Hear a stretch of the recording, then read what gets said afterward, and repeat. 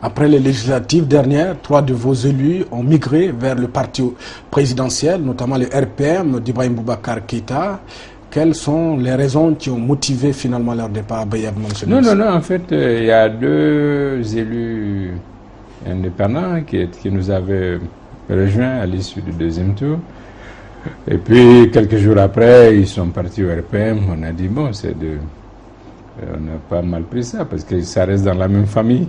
Donc, c'est ça le plus important. Le plus important, c'est que nous essayons d'avoir une mouvance présidentielle forte.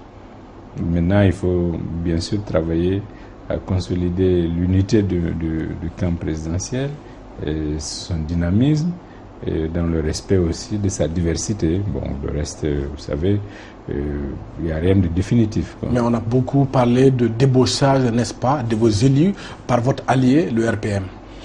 Non, je pense que, vous savez, il est, disons, légitime que chaque parti essaie de se consolider. Bon, chacun à sa manière. Même si on est allié, c'est normal qu'on aille pêcher. Ouais, vous savez, depuis l'union de la gauche en France, on sait que l'union est souvent un combat. Bon, ce n'est pas le cas actuellement, ce n'est pas un combat à proprement parler, mais nous sommes différents, nous sommes unis, mais différents. Et moi, je peux comprendre le réflexe de vouloir avoir pour soi-même une certaine force, parce que précisément les choses étant souvent fluctuantes, probablement au niveau du RPM, ils ont dû estimer qu'il leur fallait être sûr que par eux-mêmes ils ont une certaine taille pour faire face à toutes les éventualités. Mais comme je dis, l'important c'est qu'ils sont restés dans la même famille, et que les défis que nous avons au niveau du camp présidentiel, c'est quand même de travailler à unifier nos capacités, à unifier nos forces, pour qu'il y ait une plus grande unité d'action. En tant que leader politique, que vous inspire la transhumance des élus d'une manière générale? Pensez-vous qu'il faille aller vers des législations interdisant cette transhumance, comme cela se passe dans certains pays de la région? L'idéal, c'est que ceux qui sont élus sous l'étiquette des partis restent dans leur parti pendant la durée de leur mandat. Le fait partisan est très complexe dans nos sociétés. Et vous voyez bien que quand vous regardez l'histoire politique du Mali, vous avez dans beaucoup de terroirs des leaders qui sont restés toujours en position de leadership depuis la période coloniale.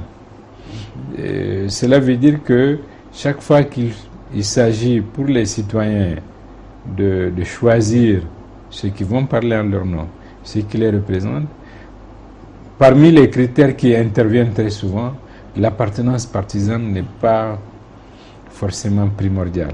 Et donc des clivages souvent ethniques ou régionalistes? Non, il y a d'autres types de considérations qui rentrent en compte, parce que quand vous regardez bien, moi j'ai bien observé que pendant toutes les élections, en particulier en 2002, en 2007 aussi, plusieurs candidats avaient eu plus de voix aux législatives qu'aux présidentielles. Alors qu'aux législatives, leur parti n'était pas présent dans toutes les circonscriptions.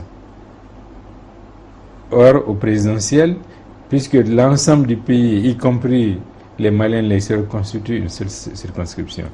Cela veut dire que probablement, pour les présidentielles, des militants de leur parti ont choisi de voter pour un autre candidat plutôt que pour eux, quitte à ce qu'au niveau des pouvoirs locaux ou régionaux, ils reviennent à leur parti. Donc le phénomène partisan, ou l'appartenance partisane est très complexe chez nous et mérite d'être mieux analysé, mais à l'évidence, ces phénomènes de transhumance ou de migration ne créditent pas, ne donnent pas beaucoup de crédibilité au parti, et il est bon qu'on envisage différentes mesures pour faire en sorte que des mandats conquis sous l'étiquette de tel ou tel parti restent aussi au bénéfice du parti sous lequel on s'est présenté jusqu'en fin de mandat.